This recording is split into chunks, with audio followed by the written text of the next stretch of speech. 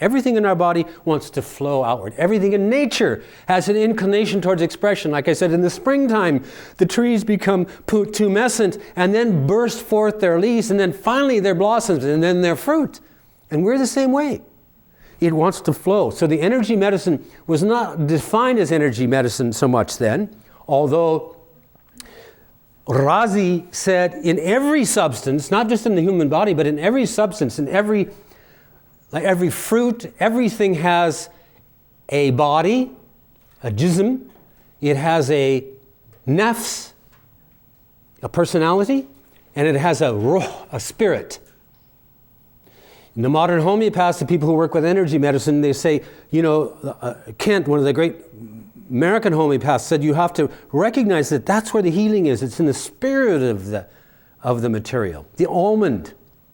My teacher, he was a master of what they call, in this tradition, they balanced the humors, but they also recognized that each substance in creation had an innate quality that was more than just its body. This is much more in the realm of jism. The peach has so much acids of certain kinds, so much sugars of certain kinds. It has some fiery fragrance of a particular type, wonderful kind of fragrance, right? The peach, the fresh peach. But the peach is one of the great remedies and medicines for the liver in this tradition. And this is the school of what they called simples. This school developed and reached its high point in Delhi. And then there was the other school of the muqarrabat, the combinations, 100 different ingredients put together. But in the really high, the Hakims that were considered really high in their practice were the ones that understood this single simple food has by its nature something in it that's healing and curative, that's beyond the sugars in it. The date, for example.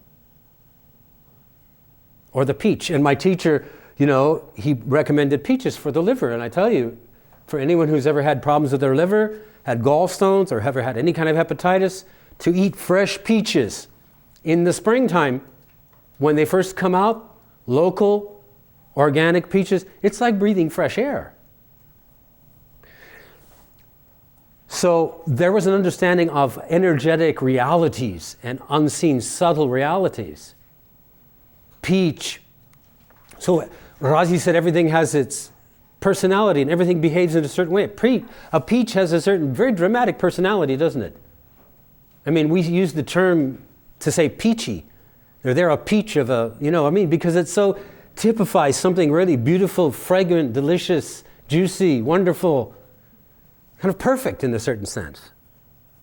But peach is also at the center of the universe in terms of its peachness. That's what I like to describe it.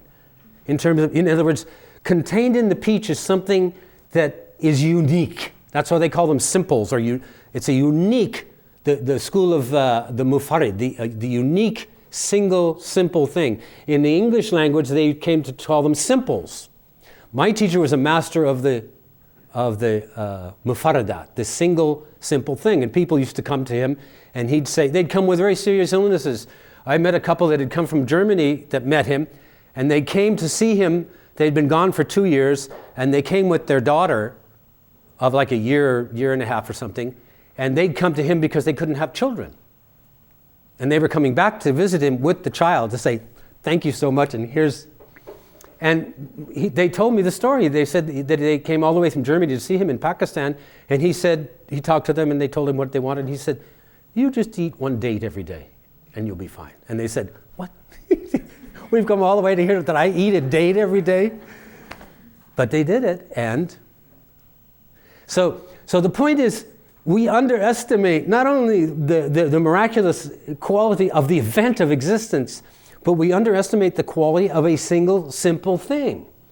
Like the peach, like the date, like the almond, like the watermelon. Oh, you know how many people, I have so many people who are so thankful to me to this day. There's a man in New Mexico who's he's a mason. He builds with stones, walls and things, and he drives a truck that's painted like a Pinto, spotted Pinto. And every time he sees me, he says, hey, Hakim, he's so happy to see me. And he says, watermelon, I'm eating watermelon. He reminds me that he's eating, because he was about to have a kidney stone operation. And I said, and he was in great pain. And I said, well, eat watermelon. And he never had to go for the surgery. So that's just one example, and there's lots of it in the traditional books about foods they have more to them than what meets the eye, and they have more to them than what meets the eye of the reductionist scientific analysis in terms of elements, calcium, phosphorus, et cetera, et cetera, et cetera.